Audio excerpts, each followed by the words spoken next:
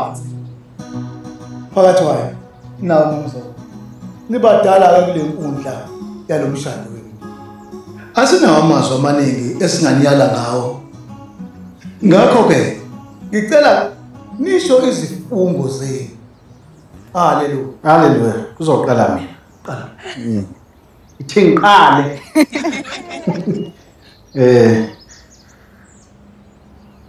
Nkosikazi wami. Mama wabantwana bami. Isiyedlula iminyaka engama-30 ngenza isifungo kuwe. Sokuthi ngiyakuthanda, ngikuhloniphe.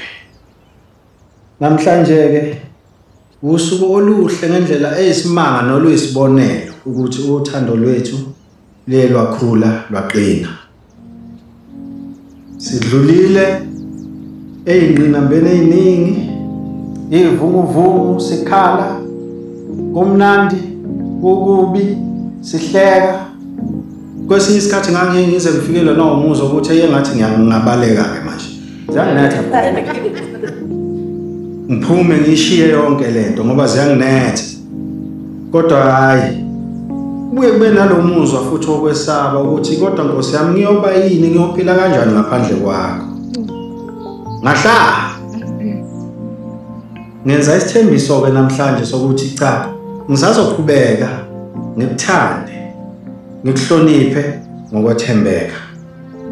Ngizotshengisa nezenzo zami ukuthi ngikuthanda kangakanani. Ngiyabonga.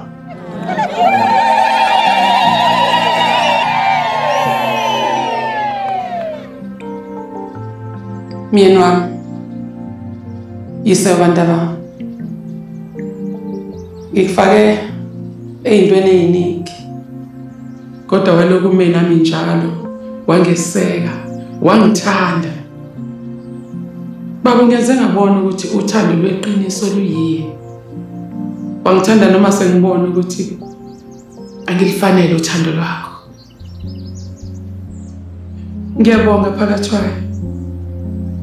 Kusuka manje ngiyazi ukuthi uthando lwethu uzoqina lume njalo. Baba ngiyabonga ngongese. Baba ngiyabonga. Ngizizwa ngiphelelwa amazwi. Ngiyakuthanda baba. Ngiyabonga.